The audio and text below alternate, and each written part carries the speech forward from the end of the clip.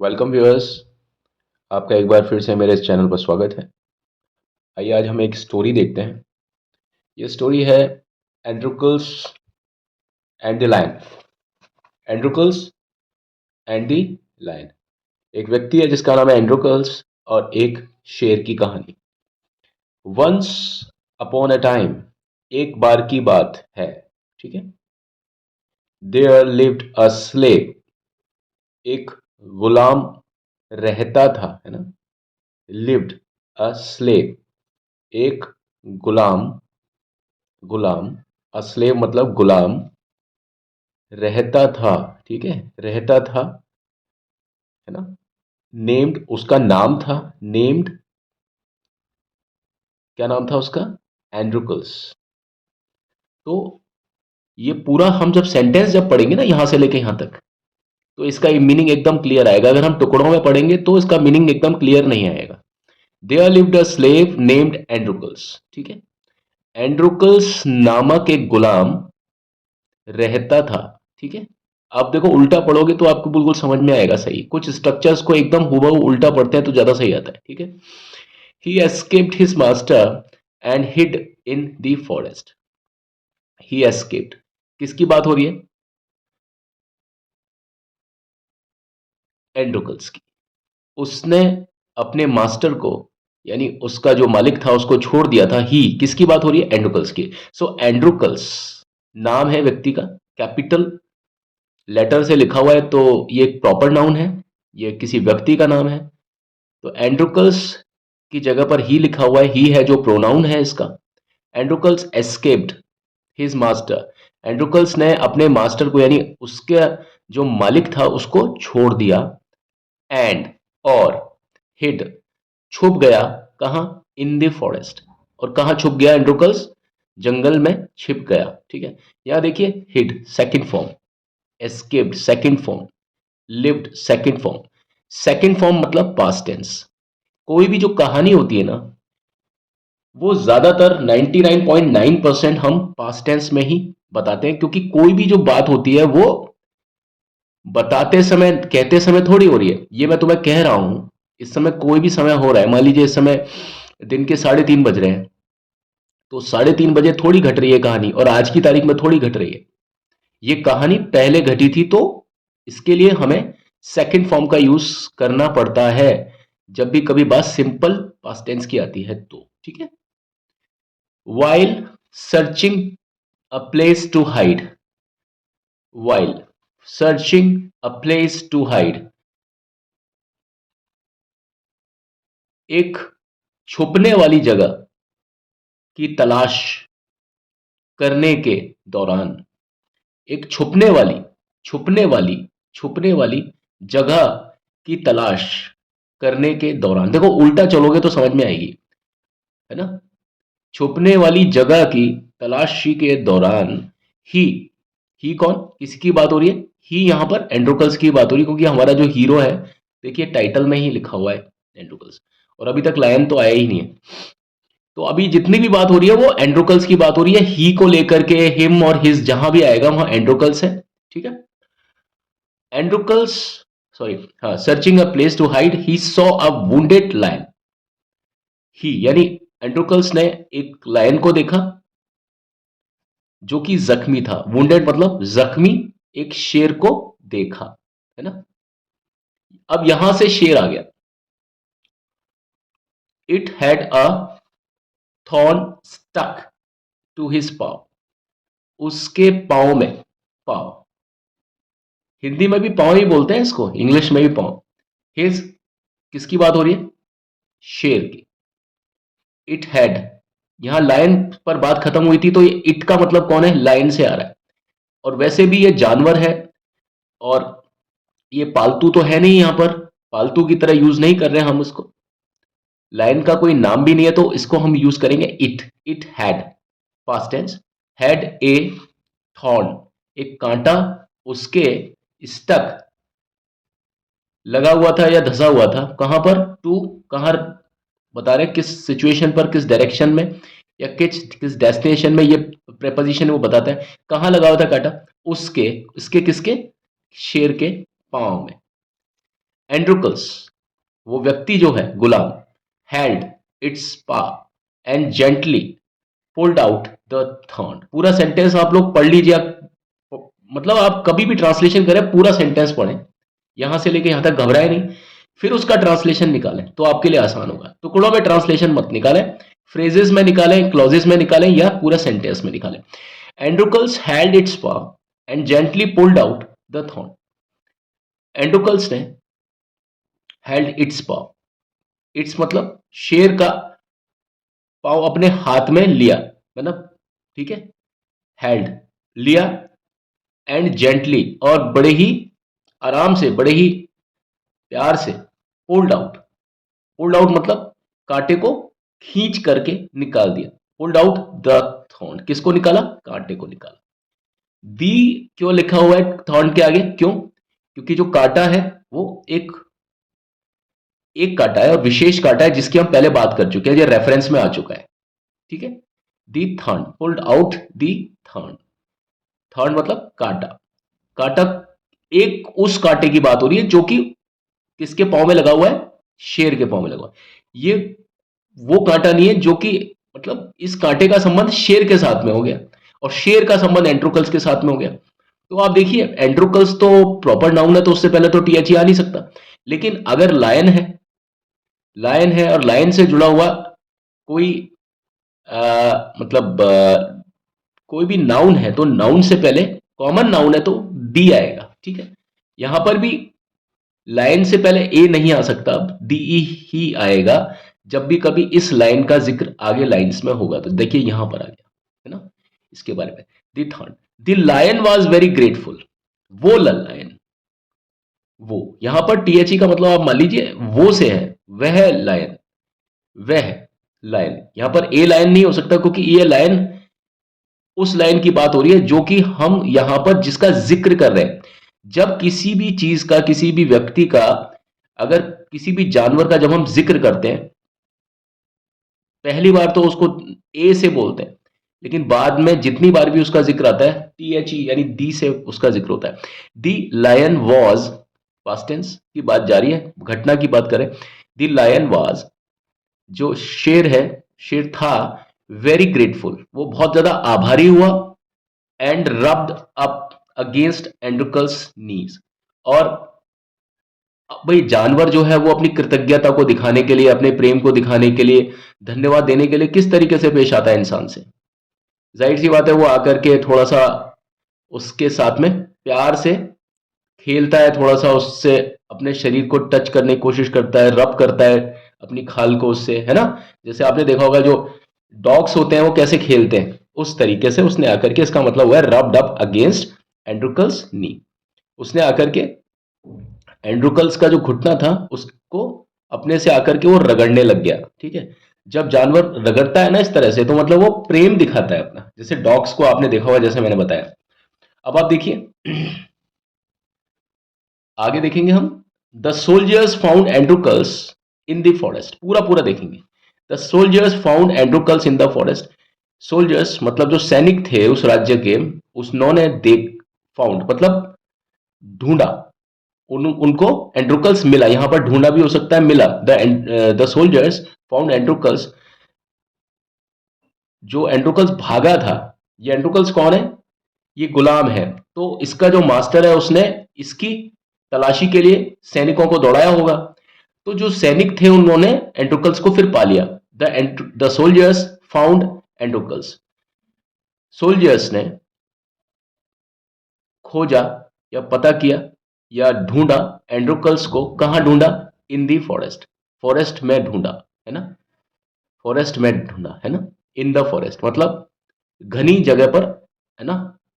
अगर हम किसी वैक्यूम की बात करते हैं तो इन आता है, तो जंगल भी एक तरीके से या फॉरेस्ट भी एक वैक्यूम है जहां पे L into B into H होता है, ये मैं आपको बताता रहूंगा।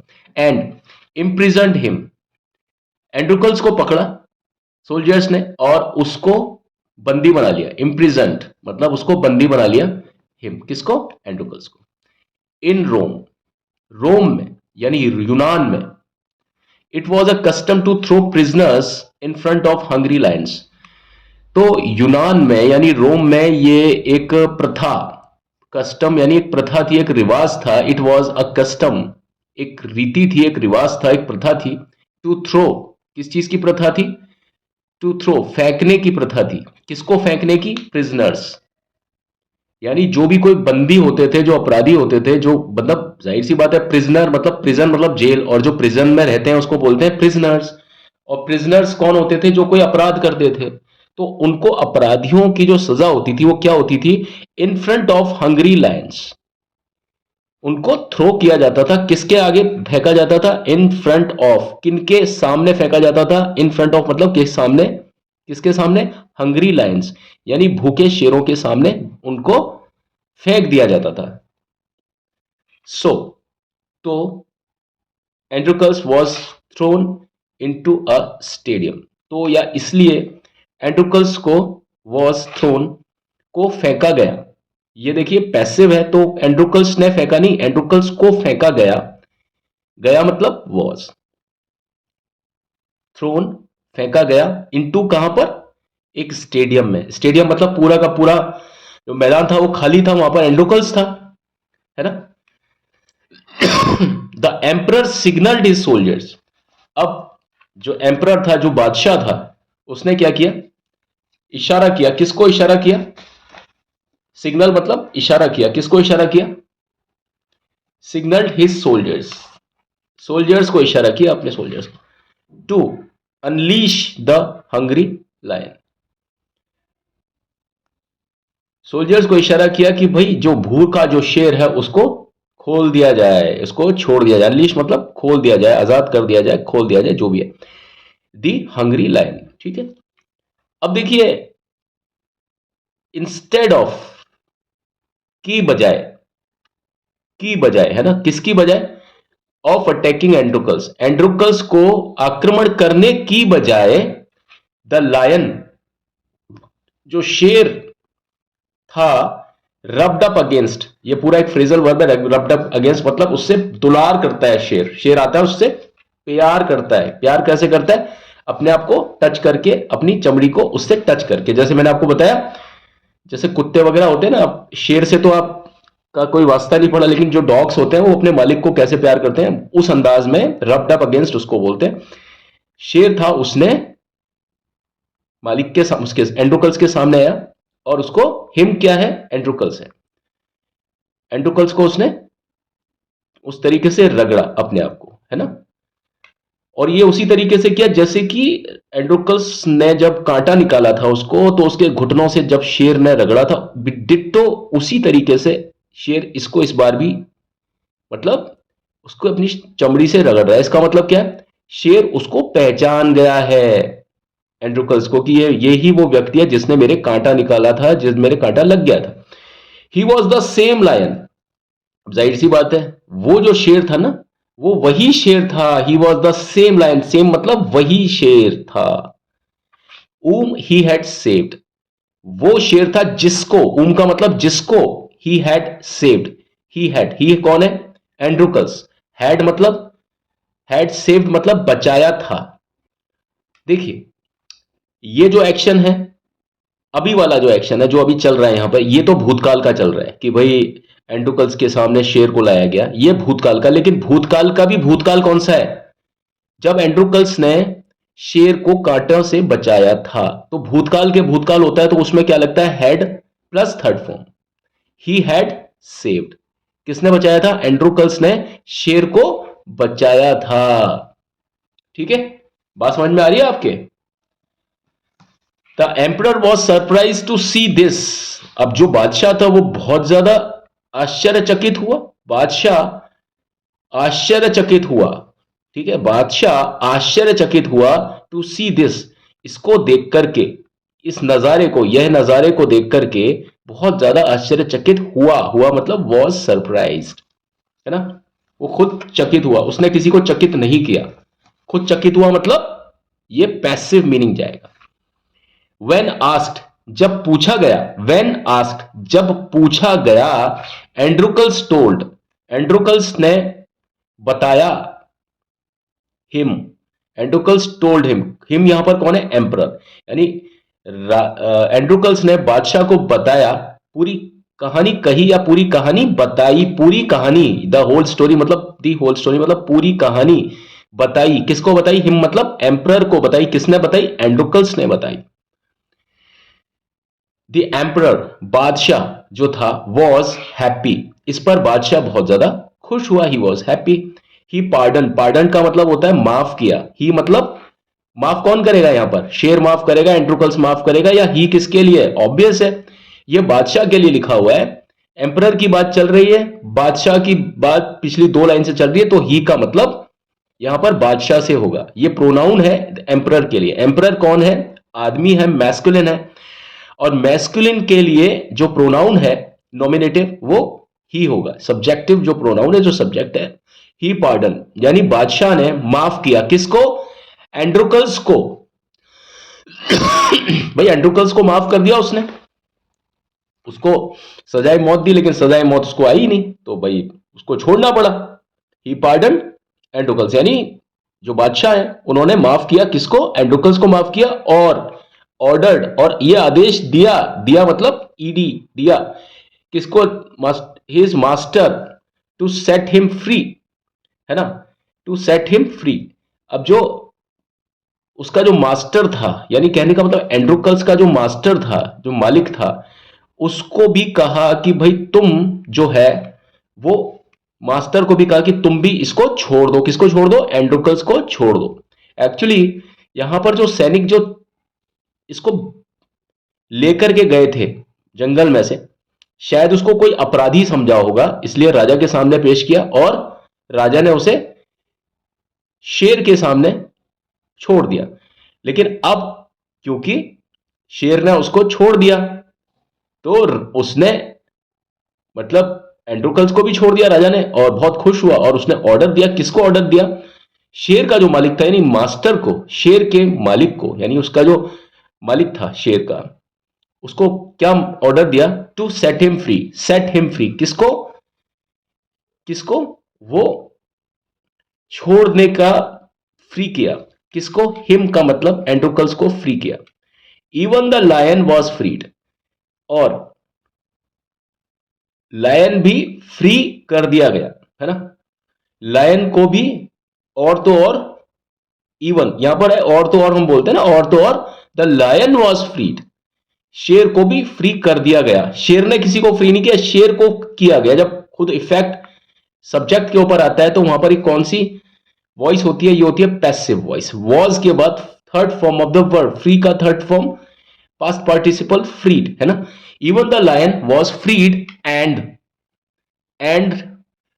Was taken back to the forest. And was, यहां पर वॉज और आना चाहिए था, सही होती है इंग्लिश।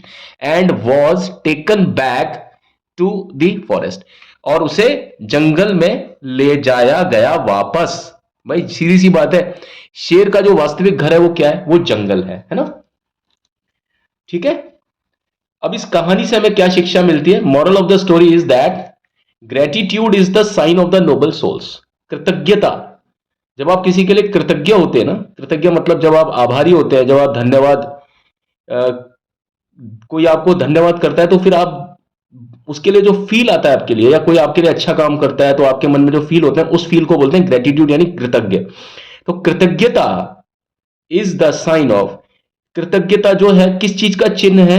वो जो अच्छी जो आत्माएं होती है ना, जो अच्छे व्यक्ति होते हैं, अच्छे महापुरुष होते हैं ना, उनका एक गुण होता है, उनका एक चिन्ह होता है। यानी जितने भी व्यक्ति जिनकी आत्मा अच्छी है, जो सज्जन व्यक्ति हैं, वो हमेशा कृतज्ञ ही होते हैं हर चीज के लिए। समझ में आ गई बात आपके? तो ये हमारी एक स्टोरी थी जो कि एंड्रोकल्स, कई लोगों ने इसको बचपन में भी पढ़ा, लेकिन आज मैंने कहानी को आपके समक्ष इंग्लिश ट्रांसलेशन हिंदी में, उसके तहत आपके सामने कहानी को समझाया है। और बीच बीच में मैंने ज्यादा तो देखिए आपको कमेंट नहीं किया, हालांकि मैं एक एक चीज के बारे में बहुत गहराई से बता सकता था ग्रामेटिकली, लेकिन वो चीज आपको बोर कर सकती है ना। तो इस चीज को और ज्यादा बोर ना करते हुए मैंने आपको कहानी समझाई। आप कमेंट बॉक्स में प्लीज मुझे लिख करके बताइए, लाइक शेयर सब्सक्राइब जरूर कीजिए, और मुझे सजेशन दीजिए कि आपको ये मेरा कंटेंट कैसा लगा। अगर इसमें कहीं कोई आपको सुधार की कोई संभावना दिखती है तो आप प्लीज मुझे बेहिचक इस बात को बोलिए। ठीक है? तो आज की हमारी ये क्लास यहीं खत्म होती है। कल आपके सामने एक और ट्रांसलेशन, एक अच्छी सी कहानी के साथ में फिर से कोई एक शिक्षाप्रद कहानी को लेकर के आपके समक्ष फिर से हाजिर होता हूं। तब तक के लिए मुझे आज्ञा दीजिए। धन्यवाद। आप सभी खुश रहें, आबाद रहें, मस्त रहें। Thank you.